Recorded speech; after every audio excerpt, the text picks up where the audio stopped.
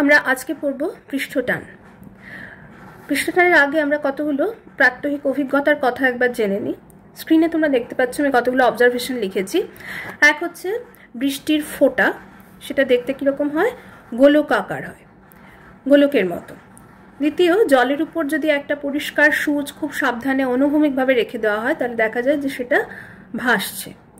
তৃতীয় আরেকটা অবজারভেশন রেখেছি, এটাও সবাই জানো, ছবি রং করবার তুলি যদি জল থেকে তুলে আনো তাহলে দেখা যায় যে আঁশগুলো একদম কাছাকাছি চলে এসেছে। যে ধর্ম দিয়ে আমরা এই তিনটে ঘটনাকেই ব্যাখ্যা করতে পারি সেটা হচ্ছে তরলের পৃষ্ঠটান। তরলের পৃষ্ঠটান জিনিসটা কি? তরলের পৃষ্ঠটান হচ্ছে তরলের এমন একটা ধর্ম যেখানে তরলের মুক্ত পৃষ্ঠ, ধরো একটা পাত্রে তুমি তরল রেখেছো, সেই তরলের উপরিতলটা হচ্ছে তার মুক্ত পৃষ্ঠ।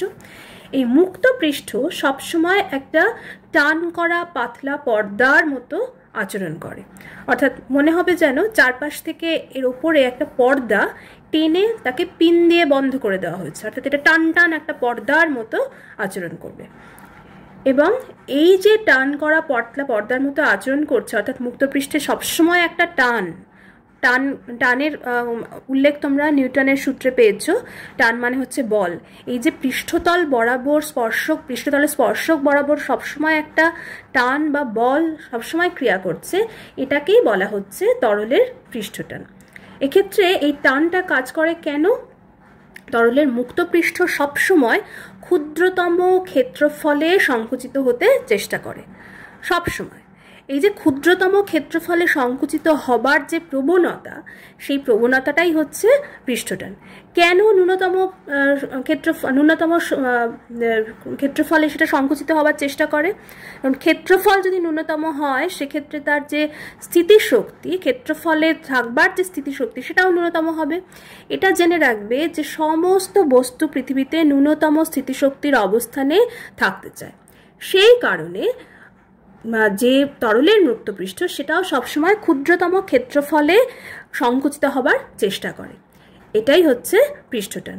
আমরা এবার এই তিনটে ঘটনা একটুখানি ব্যাখ্যা করে নিই।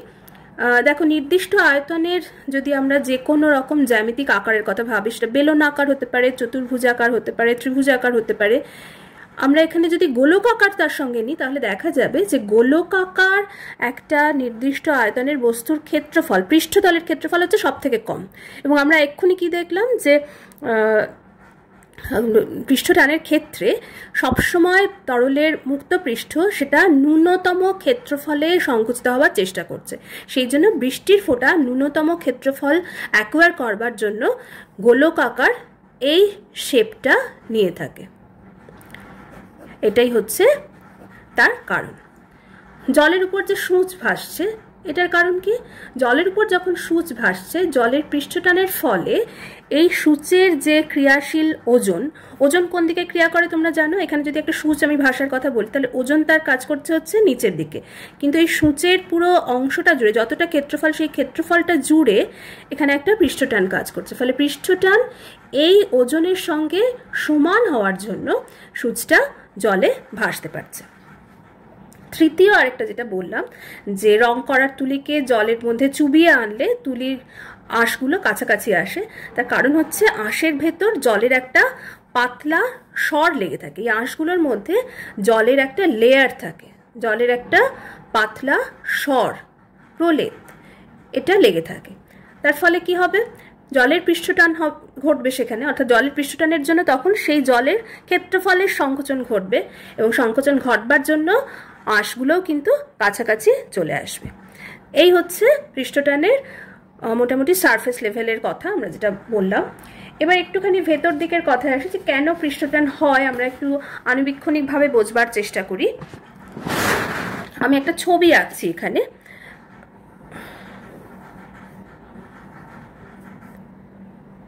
ধরো এইরকম একটা পাত্রের মধ্যে তরল আছে, আমি পুরোটা আলাদা করে দেখাচ্ছি না। এর মধ্যে প্রচুর অণু আছে, তার মধ্যে এরকম একটা পজিশন আমি নিলাম, এটা ধরো এ পজিশন নিলাম, এরকম একটা পজিশন নিলাম, এটা ধরো বি পজিশন নিলাম, আর এই একদম উপরের মুক্ত পৃষ্ঠে একটা নিলাম, সেটা ধরো সি পজিশনে নিলাম। এবার সমস্ত বস্তু, সেটা একই ধরনের বস্তু হতে পারে, বিভিন্ন বস্তু হতে পারে, সমস্ত বস্তুর অণু পরস্পরকে আকর্ষণ করে। এবার ধরো এই তরলের মধ্যে এ অণুকে ঘিরে আরও অনেক অণু আছে, যে অণুগুলো এটাকে আকর্ষণ করছে, আবার এটাও ওদেরকে আকর্ষণ করছে। এরকম ছোট ছোট আমরা যদি বৃত্তের কথা ভাবি, এগুলো হচ্ছে কি এমন একটা বৃত্ত যার মধ্যে থাকা অণুগুলো একে অন্যকে আকর্ষণ করছে, এবং সেই আকর্ষণ বলটা আমরা আমাদের যে সম্পূর্ণ যে হিসেবের মধ্যে আনতে পারছি। আমরা অনেক দূরে থাকা অণু যেটা এর উপরে আকর্ষণ করছে ঠিক কথা, কিন্তু সেটাকে আমরা এত ধর্তব্যের মধ্যে আনছি না। আমরা মোটামুটি এর কাছাকাছি থাকা একটা নির্দিষ্ট রেঞ্জের মধ্যে থাকা অণুগুলোকে নিয়েই কিন্তু এরকম একটা যে স্ফিয়ার অফ ইনফ্লুয়েন্স অর্থাৎ কিনা প্রভাব বৃত্ত, সেটা আমরা ফর্ম করছি। তাহলে এর কাছাকাছি যে অণুগুলো আছে সেই অণুগুলোকে এ অণু আকর্ষণ করছে, এবং সেই আকর্ষণ বলগুলো কীরকম হচ্ছে, এইরকম।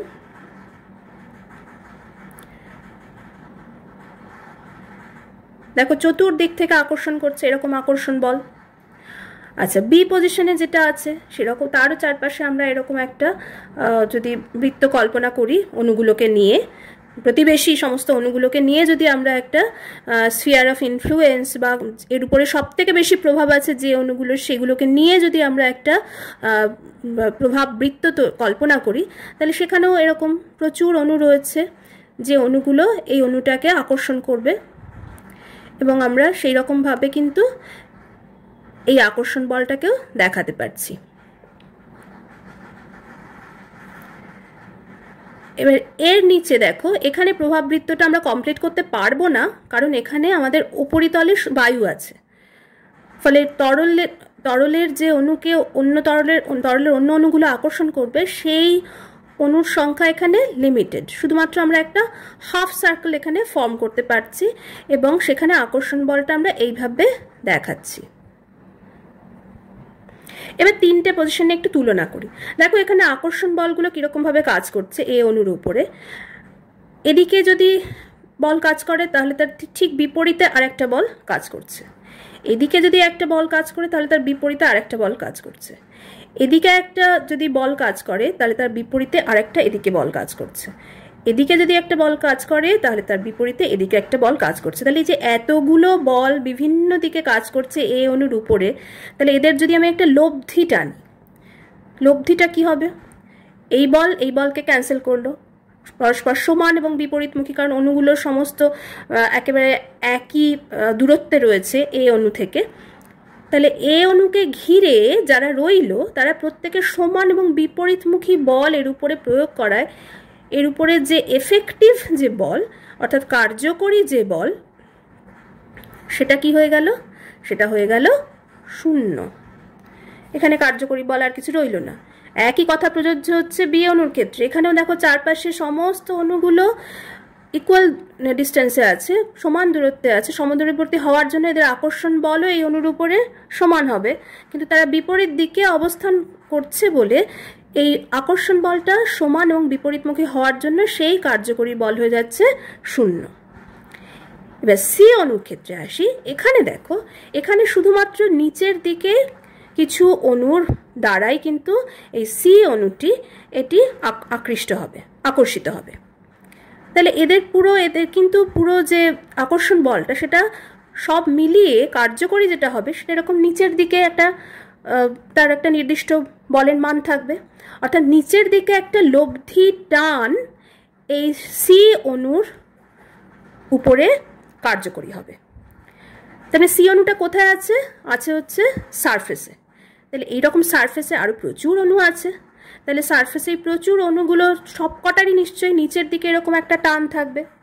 এই যে নিচের দিকে একটা টান থাকছে সারফেসে থাকা অণুগুলোর, অর্থাৎ পৃষ্ঠতলে থাকা অণুগুলোর, তার ফলে পৃষ্ঠতলে থাকা অণুগুলোকে যদি আমি একটু স্ট্রেচ করতে চাই, ধরো অসীম দূরত্বে নিয়ে যেতে চাইছি, তখন কিন্তু এই টানের বিরুদ্ধে কাজ করতে হবে। অর্থাৎ পৃষ্ঠতলের অণুগুলোর একটা ন্যূনতম স্থিতিশক্তি, এই কাজটাই হচ্ছে সেখানে শক্তি হিসেবে সঞ্চিত থাকছে। তাহলে পৃষ্ঠতলের অণুগুলোর একটা ন্যূনতম স্থিতিশক্তি কিন্তু এখানে থাকবে। এই যে ন্যূনতম স্থিতিশক্তি থাকবার কথা আমরা বলছি, এই ন্যূনতম স্থিতিশক্তিটা কখন থাকতে পারবে? যদি এখানে আমরা অণুর সংখ্যাটা কমিয়ে দিই, অর্থাৎ অণুর সংখ্যাটা যদি সর্বনিম্ন হয় তাহলে আমি এখানে স্থিতিশক্তির যে মান সেটাকেও কমিয়ে আনতে পারবো। অণুর সংখ্যা সর্বনিম্ন হবে কখন?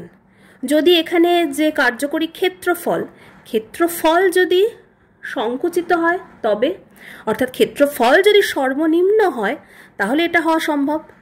তাহলে ক্ষেত্রফল সর্বনিম্ন হবে কখন? যদি সেটা সংকুচিত হয়, এবং এই সংকুচিত হবার যে প্রবণতা সেটাকেই আমরা বলছি কি? সেটাকেই আমরা বলছি পৃষ্ঠটান। তাহলে এইটা হচ্ছে পৃষ্ঠটানের একেবারে গোড়ার কথা। আণবিক যে লেভেলে, আমরা মলিকুলার লেভেলে যে কথাটা ভাবি পৃষ্ঠটান নিয়ে, সেটা হচ্ছে এইটা। আচ্ছা, তাহলে পৃষ্ঠটানকে আমরা মাপবো কেমন করে, এটার সংজ্ঞা দেবো কেমন করে, সেগুলো একটুখানি জেনে নিই আমরা। আচ্ছা, এবার পৃষ্ঠটানের যে সংজ্ঞা সেটা নিয়ে আমরা একটু আলোচনা করি। আমি পৃষ্ঠটানের একদম একটা তরলের উপরিতলের একটা ক্রস সেকশনাল ভিউ এখানে তোমাদের দেখাচ্ছি। এই ধরো প্রস্থচ্ছেদটা, এটা আমি একদম ওপর থেকে কেটে নিলাম। এরকম একটা তরলের পৃষ্ঠটানের জন্য উপরিতলের একটা ছবি আমরা পাওয়ার চেষ্টা করছি। এবার এই যে তলটার উপরে, এই তলের মধ্যে আমি যদি এরকম একটা লাইন টেনে নিই, ধরো এই লাইনটার নাম দিলাম আমি এবি, তাহলে এই এবি লাইনটা আমি যখন কল্পনা করছি তখন এই লাইনটির প্রতি একক দৈর্ঘ্যে রেখার সঙ্গে লম্বভাবে এবং এই পৃষ্ঠের সঙ্গে স্পর্শকের মতো, অর্থাৎ স্পর্শতল তোমরা জানো, এটার সাথে স্পর্শকভাবে ক্রিয়াশীল যে বল সেটাকেই বলা হচ্ছে এই তরলের পৃষ্ঠটান।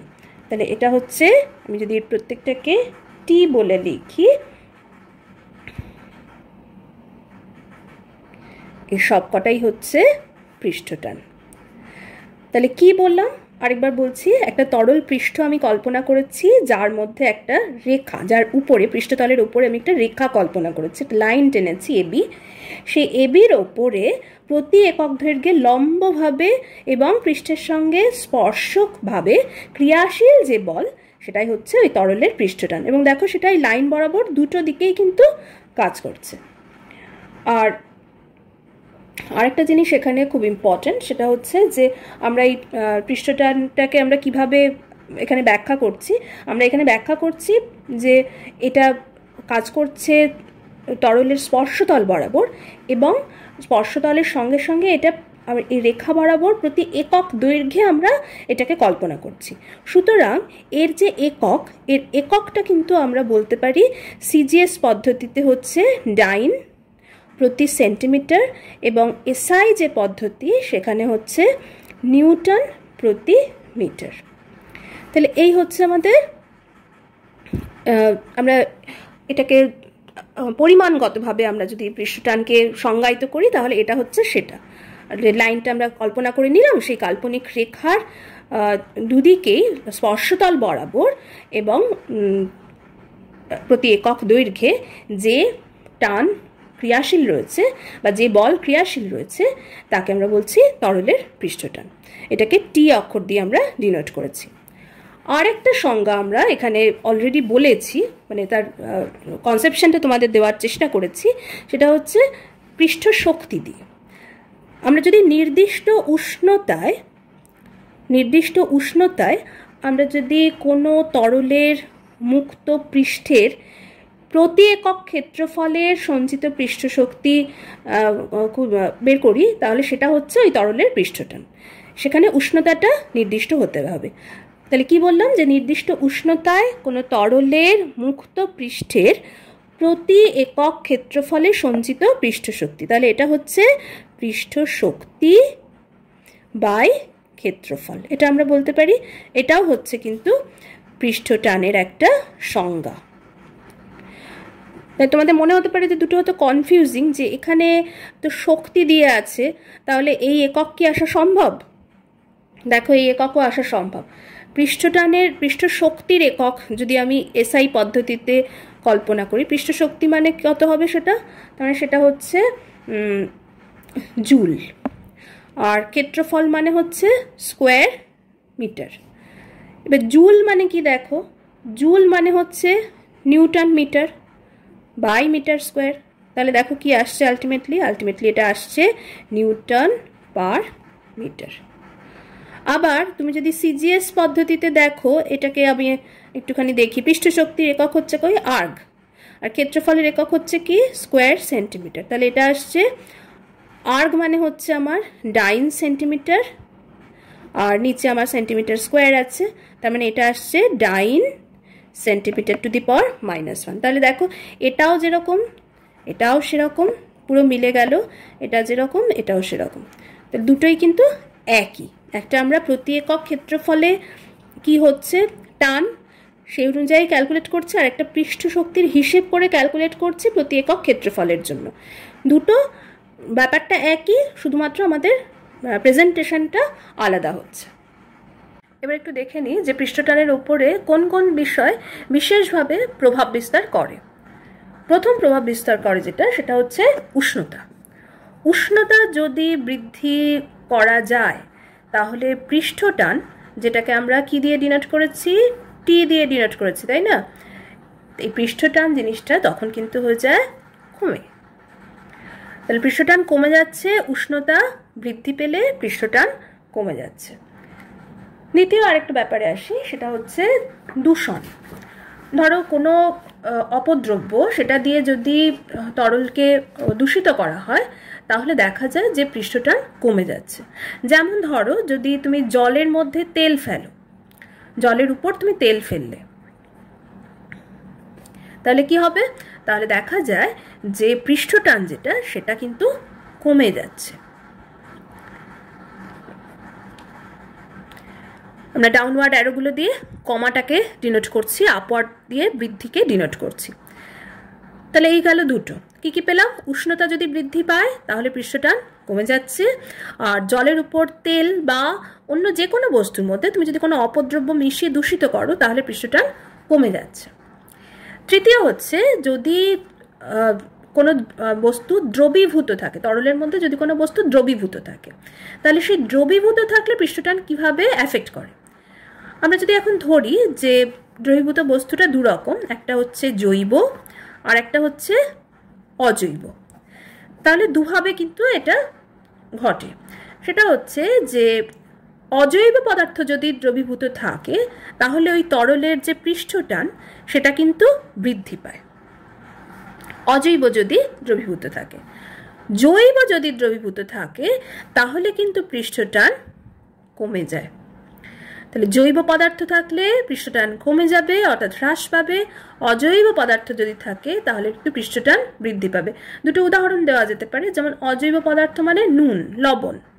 তুমি যদি লবণ মেশাও জলের সঙ্গে তাহলে কিন্তু দেখা যাবে যে জলের পৃষ্ঠটান সেক্ষেত্রে বৃদ্ধি পেল।